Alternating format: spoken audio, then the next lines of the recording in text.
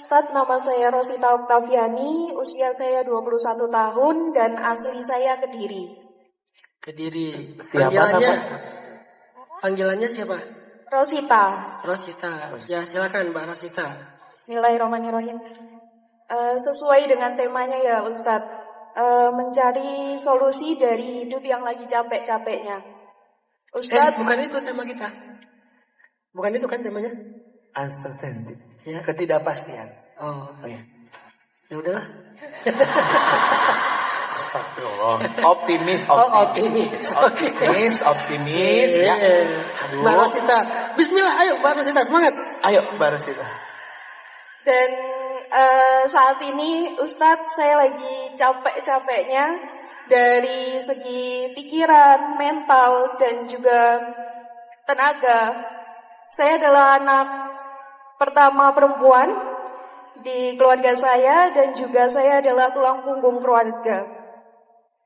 Di saat saya lulus SMA, saya langsung merantau ke Surabaya untuk menghidupi adik-adik saya dan juga nenek saya. Orang tua saya, yang ayah saya sudah meninggal dan ibu saya nggak tahu kemana, meninggalkan saya waktu saya kecil. Jadi saya dari kecil hidup bersama nenek saya yang saat ini keadaannya lumpuh dan juga buta. Dan itu masih menghidupi adik-adik saya yang SMP dan SMA. Jadi di sini tugas saya adalah mencari uang untuk mereka dan juga bertahan hidup untuk diri saya sendiri. Saya di sini bekerja di 3 tempat Ustadz dan juga saya berkuliah juga. Saya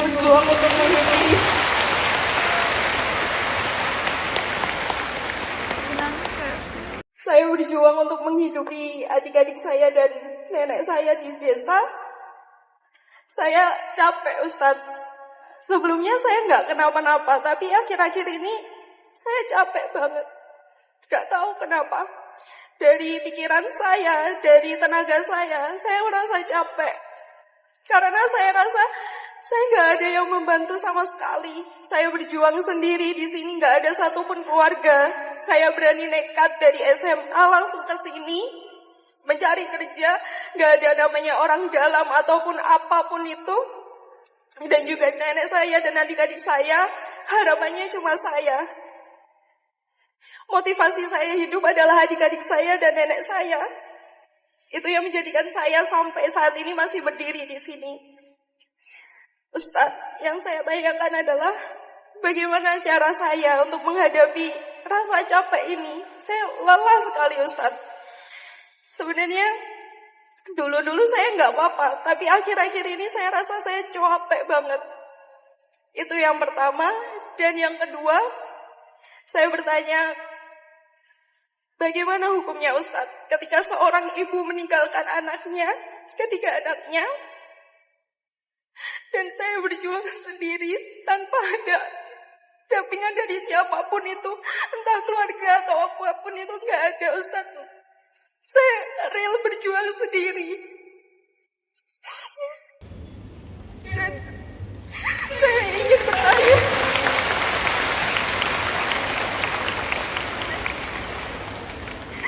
ingin bertanya, Ustadz, bagaimana hukum dari seorang ibu yang meninggalkan anaknya dari kecil dan dengan keadaan nenek yang lumpuh dan juga buta. Saya dari kecil diasuh oleh nenek saya dan bahkan itu bukan nenek kandung saya, nenek angkat. Dan apakah saya salah ketika saya menganggap bahwa seorang ibu itu udah tidak ada dalam hidup saya? Karena saya rasa ketika saya menganggap ibu saya masih ada, itu menambah penyakit saya, menambah pikiran saya, dan saya sakit hati Ustadz. Seperti itu. Saya mohon maaf jika kata-kata saya ini tadi atau pertanyaan saya tadi ini terlalu berlebihan, tapi saya berterima kasih juga karena sudah diberi kesempatan untuk bertanya. Terima kasih banyak Ustadz. Saya mulai izin peluk ya.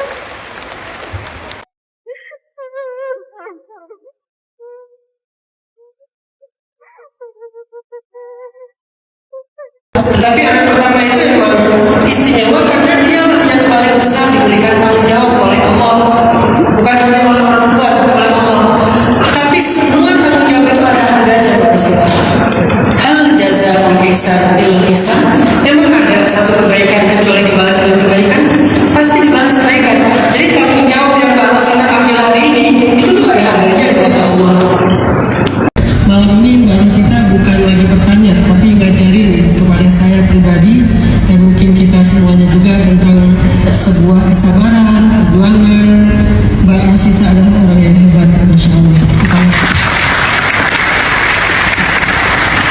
Kalau manusia aja yang perasaannya terbatas bisa begitu respect sama Mbak Rosita, saya membayangkan sebanyak apa ya malaikat yang setiap hari itu mendoakan Mbak Rosita. Ini yang kelihatan ya manusia ya, kan kita tepuk tangan bagian dari cara kita memberi semangat, respect dan mendukung gitu kan, support kita bentuknya tepuk tangan. Malaikat mensupport Mbak Rosita itu dengan mendoakan Mbak Rosita siang dan malam loh, dan jumlahnya lebih banyak daripada kita pada malam ini. Ini sebagai bukti, orang aja dengar cerita Mbak Rosita itu baru dengar, nggak ngelihat langsung, malaikat nggak ngelihat ya. Orang aja mendengar cerita Mbak Rosita yang cuma sebentar, itu tuh respect dan support. Gimana malaikat yang menyaksikan itu siang dan malam? Pasti Mbak Rosita itu kemana-mana didoakan malaikat. Ini adalah sebuah berita gembira yang saya ingin sampaikan ke Mbak Rosita, yang bukan sekedar membesarkan hati, tapi itu insya Allah menjadi sebuah fakta. Karena malaikat itu menyertai orang-orang soleh, orang-orang tangguh, orang-orang yang mengambil banyak tanggung jawab, dan itu yang sedang Mbak Rosita alami. Semoga Mbak Rosita tidak merasa sendiri, karena para malaikat itu terus mendoakan Mbak Rosita. Allah membanggakan Mbak Rosita selama Mbak Rosita masih istiqomah. Yang terakhir, bagaimana dengan ibu? Boleh nggak saya merasa bahwa saya nggak punya ibu? Kalau bicara tentang optimis, doakan semoga ibu itu masih ada dan suatu saat dapat hidayah dan akan kembali. Itulah optimisnya seorang mukmin. Doakan. Memang dia punya salah, memang dia pernah durhaka sama anak. Karena selain anak bisa durhaka pada orang tua juga bisa durhaka sama anak. Tetapi kan Allah selalu membolak-balikan hati. Bagaimanapun adik-adiknya Mbak Rosita butuh ibu kan? Mbak Rosita tetap pada saatnya walaupun udah dewasa tetap butuh ibu. Doakan aja yang terbaik daripada kita berharap yang buruk-buruk. Mending mendoakan yang terbaik walaupun hati ini masih berat. Harus agak maksa nggak apa-apa. Ya Allah beri petunjuk kepada ibu saya. Ya Allah kembalikan ibu saya. Berdoalah seperti Nabi Yakub berdoa supaya ditemukan kembali dengan Yusuf yang hilang sekian puluh tahun. Pada akhirnya Allah memperkenalkan doa Nabi Yakub dan mereka utuh lagi, ketemu lagi. Walaupun waktu itu kayaknya nggak ada harapan deh Yusuf masih hidup. Tapi ternyata Yusuf bukan hanya masih hidup, tapi juga udah eksis, udah sukses. Maka doakan ibu yang terbaik. Semoga ibu dapat hidayah. Nanti dia akan kembali lagi dan kembali dalam keadaan yang lebih baik, sehingga Mbak Rosita akan mendapatkan keluarga yang hampir utuh dengan keadaan seorang ibu, walaupun nggak punya ayah. Saya berharap Mbak Rosita jangan putus asa, walaupun saya tahu ada masanya capek, ya nggak apa-apa dengan capek, butuh istirahat ya udah nggak apa-apa, tapi jangan berputus asa untuk berharap yang baik-baik.